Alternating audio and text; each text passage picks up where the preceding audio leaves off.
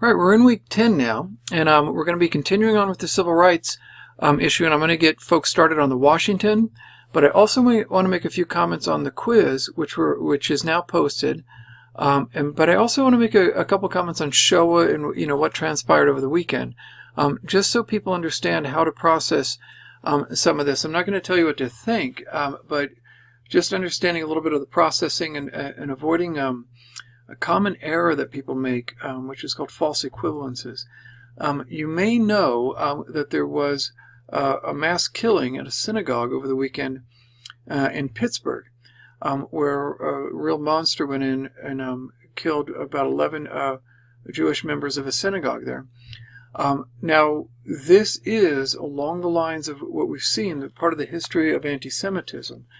It is different. And what I want to be clear about when I talk about anti-Semitism and understanding the Holocaust and other things, it's important to understand its distinction from other types of violence and other crimes against humanity that have been perpetuated. What you don't want to do is engage in something called false equivalencies. When people start comparing, well, yes, that was horrible, but this other church, blah, blah, blah, or this other situation, blah, blah, blah, or what about this, or what about that? I've heard a lot of people try to make false equivalencies between the Holocaust and what happened to the Native Americans, or what happened in West Africa during the slave trade and other things. What you don't want to do is conflate these issues. When you put them together, you erase the distinctions and the distinct horror that happened in each one of them. So you don't want to do that. What you do want to do when you look at the Holocaust, you want to understand the nature of anti-Semitism and where this irrational hatred and this need for violence directed towards Jews comes from. Okay, and you saw that play out in Pittsburgh. And anti-Semitism has distinct characteristics. So be aware of that. And that's why I want people to actually understand the Holocaust on its own terms. And what you don't want to fall into are false equivalencies with other events and other issues. You should also avoid bringing the Holocaust into current political situations with Israel. It really can distort things and allow people to miss the distinct characteristic of what's gone on with the Holocaust and with anti-Semitism. Okay? So really what I hope people are taking away, and I'm not done with all the essays yet, but I hope to be very soon. And I'm seeing people are understanding the nature of it. And I've had difficulties with folks in the past not understanding it and doing these what about arguments. Well, what about this? Well, what about that? Those are false equivalencies. Okay.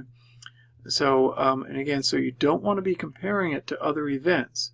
It's not a matter of one is worse than the other. What you're doing if you get engaged in false equivalencies, which people are doing, you miss the distinction and the nature of, in this case, the anti-Semitism. But in other cases, you miss the nature of, say, the one false equivalencies I've heard is comparing it to the slave trade. You miss the nature of the slave trade. It's not a matter of one is worse or easier than the other. That's useless. That's a waste of time. You misunderstand the nature of the horror in both cases. Try to keep them distinct to understand how each one worked. So I'll leave it at that. So that's what I'm hoping people get from the Shoah unit, is understanding the distinct nature of anti-Semitism. Okay, and how it is still with us. It's not going to go away anytime soon. So it's still carrying on. Pittsburgh is a clear example of that. Okay. So now the next thing, to shift a little bit, is the quiz. Quiz 2, and again, I apologize. Let me move myself down here a little bit over there. Quiz 2, I apologize. I was having technical difficulties getting the Quiz 2 transferred over. And this was a real challenge. I've gotten help with it, little technical assistance. It was much more involved than I thought, but it's over now. And what I'm going to do, it's transferred over, and it's available in the assignments area. Okay, so Quiz 2 is available. You can go to it at any time. You won't see all those other quizzes. You'll just see the Quiz 2. So just go over there and find Quiz 2. I am giving folks until the end of the night on Wednesday. That's Halloween. Hopefully you have something better to do on Halloween than complete quiz 2. But I'll give you until the end of the night on Wednesday to get it done. And you have 3 attempts to get through it. So that should allow everybody to get through it without too much difficulty. And there is I built some tutoring into it, into the quiz 2 that'll help you out with it. So the whole goal is that you understand the basic parts of speech and get through it fine. Okay, that's the goal. So get through 2 as soon as you can. You get 3 attempts on it. Got to get it done before Wednesday night at 11:59, and that will be quiz 2. So my apologies. Some technical issues with me getting it transferred over. I did not have the time to rewrite the whole thing. It takes a lot of time. So my apologies on that, but it's now available. Get it done anytime before Wednesday night. Okay. Now, the last thing, the most important element here, is getting through the Washington.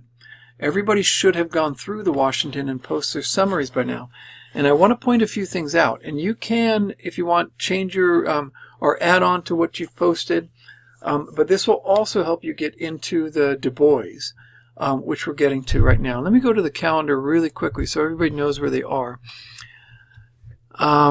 Here you are. Now, you should have written the summary on Washington by today, and I'll go through a little bit of it today. And you know what? Let me do this. Let me move the quiz over. So the quiz will move over. And that should allow, that should give you that time for the quiz. Now, the Washington, I'm going to go through a little bit. You want to summarize the main points of Washington.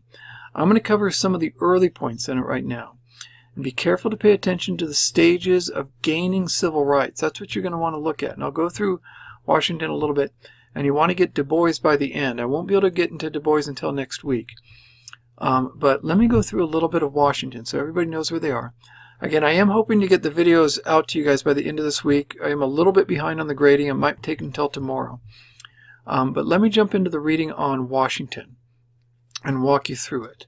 And here's Washington. Let me get rid of myself here. Blink. And get me off the screen. Now here's Washington. He's writing this in 1899. And I just want to cover the first part of it so to make sure everybody gets going in the right direction. Okay. Now, this is 1899, turn of the century. This is when the things with Jim Crow laws and everything else and the segregation are kicking in, which did not exist before. It's very important to know that these were new innovations in stripping people of their rights and creating African Americans as a second-class citizen. This did not exist before. It's very important to know free blacks had the same basic rights as whites before these ideas of segregation, Jim Crow laws and everything else, poll taxes, literacy tests and everything else that were put in place to strip African Americans of their basic human rights. And Washington's confronting that issue. He's confronting it in a very different way than, say, Frederick Douglass did, who was very assertive and very aggressive and not afraid to resort to violence. Okay? And there's been a real misunderstanding of the nature of violence and its role in civil rights. Washington and Du Bois are both going to go through a little bit of history, especially Du Bois, with going through the nature of violence and assertiveness. And I want to be very clear about it on here. It's not as simple as a lot of people think. Washington starts off, my first quote here is, one of the main problems as regards to the education of the Negro is how to have him use his education to the best advantage after he has secured it. And that seems innocent enough. But here's the issue. To the best advantage of whom? Is it for himself or herself? Is it for all African Americans or is it for whites? This is a very important question. The answer is going to surprise you how Washington approaches this and how Du Bois does it. And he says at the end of the paragraph, but I repeat, we must go farther if we would secure the best results and most gratifying returns in public good. That should tell you who's going to benefit from African American education. The public good, not the individual. The money spent then merely to put academic education in the Negro's head with the idea that this will settle everything. Now, one little side note to be aware of, Washington uses the term Negro, and I've commented on this before, and I want to make it clear again. That's not a racist term. It was perfectly acceptable in the language regarding race for everybody to use. You're going to see both Du Bois and Washington use it. It is, however, dated. The term went out of use in the 1960s, and the terms African American and Black were used. You can use either one, Black or African American. If you use Negro, what you're showing your audience is basically you haven't progressed past 1940. So you want to avoid the term, even though, yes, Washington and Du Bois use it. It's not a racist term. It's just really dated. So just make sure you know that. So, but Washington's very clear about this. Education of African Americans is for the public good. And he's going to really emphasize for the public good of African Americans, and not necessarily for the individual African Americans, but for the good of African Americans. But it's also going to benefit whites. The fact that it benefits whites is extremely important to Washington because it's part of the social reality. And we'll come back to that. So keep in mind that education today is usually seen as something a benefit for the individual.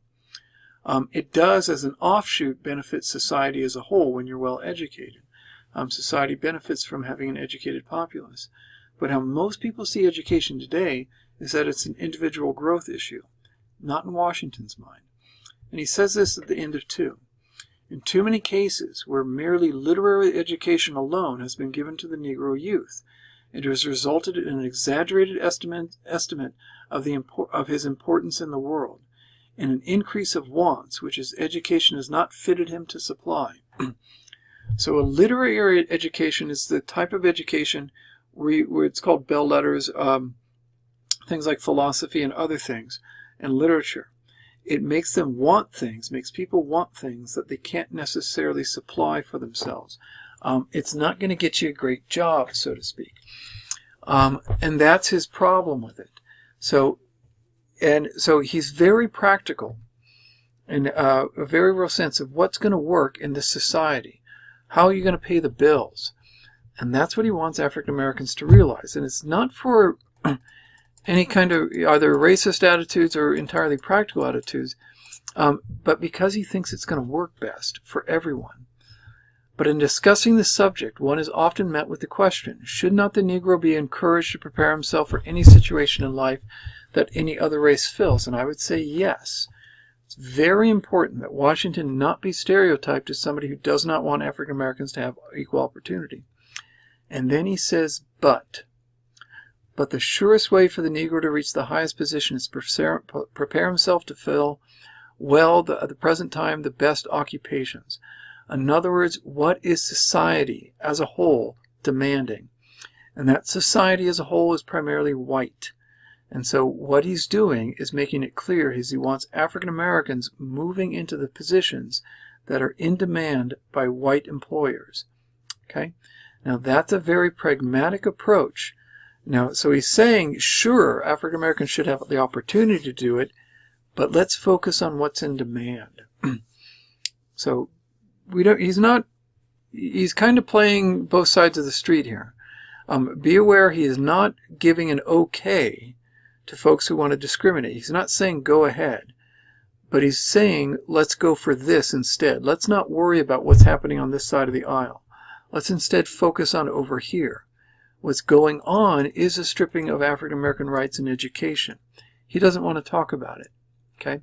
Focus on what's going to work and work for the prosperity of African Americans within a white culture. General education itself has no bearing on the subject at issue, because while there is no well-established public school system in either of these countries, yet large, and he's talking about Haiti and Santo Domingo, yet large numbers of men of both Haiti and Santo Domingo have been educated in France for generations. If you don't know this, Haiti is a French-speaking country. Santo Domingo is Spanish, but they have a French history. This is essentially true of Haiti. The education has been altogether the direct direction of belles lettres, however, than practically little in the direction of industrial and scientific education. Now, Haiti is extremely important historically, okay? And for Washington to bring it up is he's not touching on something that all of his readers would know about. There were Haiti is the first established country in the Western Hemisphere. It was established by slaves, by freed slaves, and they established their own country while remaining connected historically to France. And so it carried an enormous amount of political and historical importance for anybody to read the name. And the name echoed for African Americans who were still enslaved because they did it before the end of slavery within the United States. And Du Bois is going to mention that. Okay, let me come back over here and I'll turn this on. Du Bois mentions it, and he shows how violence is very important for establishing basic rights. So Washington is bringing this up to establish how Haiti is important, to show that there's a failure by focusing on, as he calls it, belles lettres, the study of literature and other things that is not going to get the house painted or get the plumbing repaired. Okay? He's going to focus on this as a failure to be educated properly, and he's going to avoid the issue where African Americans and freed slaves revolted against whites and established their own liberty. So watch the way he plays this. It's very important to watch the historical context and what he sees as important and what he's not going to pay attention to. Okay, let's go down a little bit more. And I should say, by the way, everybody who reads Washington, he is so clear in his writing. He is just an absolutely magnificent writer. So is Du Bois, for very different types of reasons. Washington is very straightforward, easy to understand, and eloquent. Du Bois is very straightforward and sophisticated. It's not easy to understand, but he's incredibly eloquent and sophisticated. I consider him probably our best nonfiction writer in American history, and I'll point some of that out. But Washington, people really enjoy his writing because he's so straightforward and clear about things. He writes the kind of things, I'll point this out, a little bit of a tangent. He does the kind of things with tangents, not tangents, with parallels. The elder men and women trained in this hard school of slavery, and who are so long possessed of all labels, skilled and unskilled of the South, are dying out. That's a magnificent use of alliteration and parallelism. And that's something I teach you in Chapter 4. We're going to get there. I'm basically going to teach you how to write like Washington because he's so straightforward and effective. Now, you can do as you want with your style, but I want people to know what I'm teaching you in the grammar book is very close to writing an approximation of what Washington's doing. I'll show you some of the elements in Du Bois, but Du Bois is extraordinarily sophisticated in what he's doing. He uses the same types of things, parallels, dependent clauses, and other things. But I just want you to be aware that these men are using many of the techniques I'm going to teach you in Chapter 4, but you have to get down Chapter 2 and 3 first, okay? Enough of that bit of a tangent. The race cannot hope to come into its own, and notice he focuses on the race, not on the individuals. He doesn't say you must get this kind of education in order to be successful in this life, young man, and blah, blah, blah. He's talking about the race as a whole. This is a progression of the race. Cannot help to come into its own until the young colored men and women make up their minds to assist in the general development along these lines. Notice what he wants. He wants individuals deciding for the race, not individuals deciding along the lines of what's best for themselves and then eventually helping out the race. You need to decide as an individual to help your race. He is encouraging race identity. And encouraging folks to identify themselves as African Americans and then say, you know what, I need to not do what I want to do, but I need to do what's going to work best for me in an industrial education and work best for my race. He is calling on a class consciousness and on a race consciousness. Elder men and women trained in the hard school of slavery and who have so long possessed all the labor, skilled and unskilled of the South, are dying out. That should be throwing... should be exploding, kind of in your mind. Trained in the hard school of slavery. What he just turned slavery into, and this should not be taken lightly, he turned slavery into a school. It's not an abomination. He knows it was an abomination. He lived it. He was in slavery for 9 years.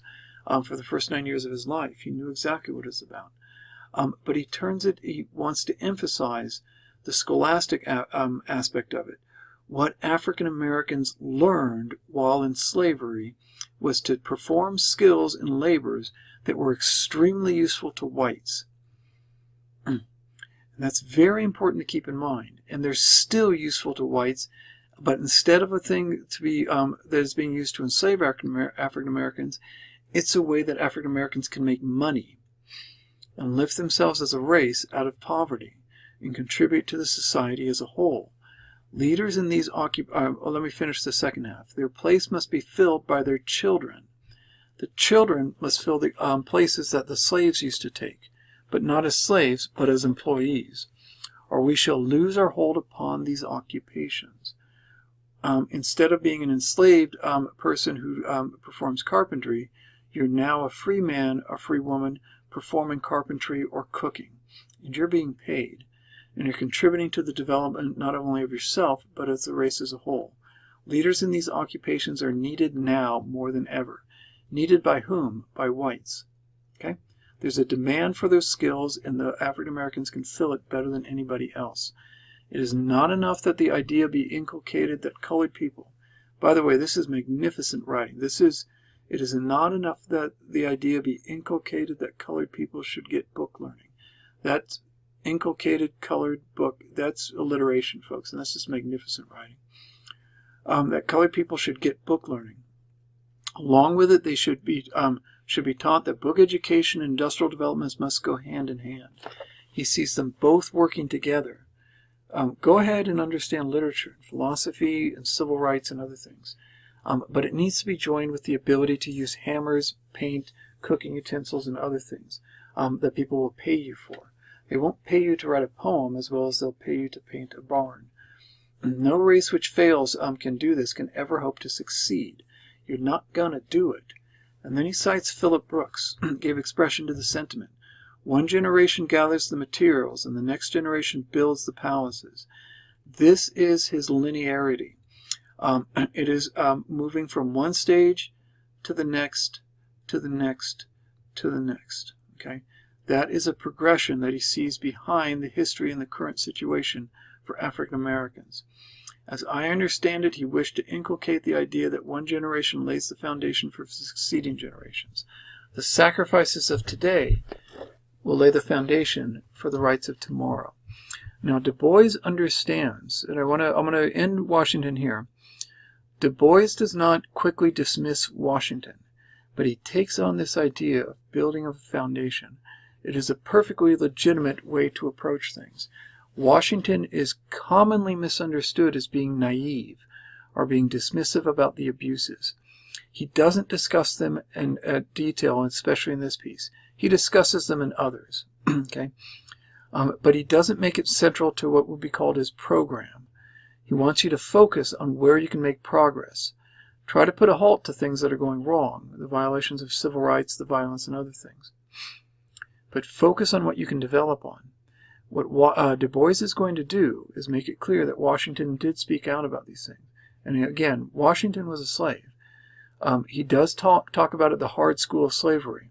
And the metaphor erases kind of the violence, the horrific levels of violence and injustice that were involved in slavery.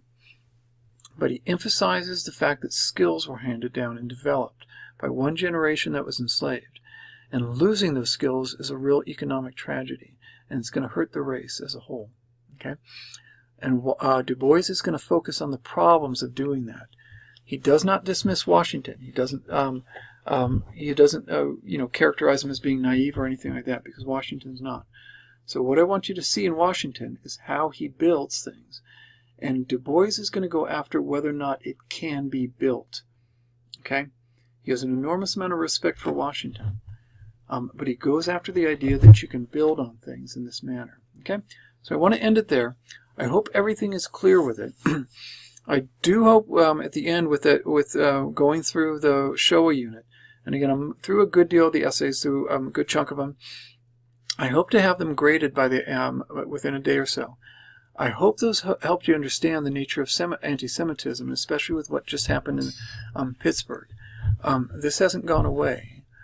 Please do try to understand the events of the Holocaust in their uniqueness, okay, and avoid the false equivalencies to other issues throughout history and other things, and making comparison to today's politics. It will give you an understanding of it in and of its own. I am trying to do much of the same thing with this unit. We're trying to understand civil rights on their own within this historical context. What are Du Bois and Washington arguing for? What I don't want you doing is dragging Washington and Du Bois directly into today's issues of civil rights. Do they speak to them? Yes. Of course they do. Okay? Especially if you know Malcolm X and Martin Luther King. You're going to hear echoes of this throughout. But what I want you to do is focus on them in their own time period as best you can. And when we get to Ida B. Wells, I really want you to stay focused in what's going on in turn-of-the-century America, with how rights are being denied, handed out, and how they relate to the progress of African Americans within the United States. So try to keep it to that. Try to avoid false equivalencies to today's issues, because it's so dangerous. Okay, and then also, of course, try to get the quiz done. Again, my apologies for the delay on it. I think we got it down. Definitely a help to the woman who helped me with it, Michelle Laveau, got that going. So get that quiz done anytime within the next couple of days, and you'll be good to go. We're going to do the same thing with the third quiz, too. I'm going to give you a few days. Okay? All right, take care, folks. Good luck with all this. Bye now.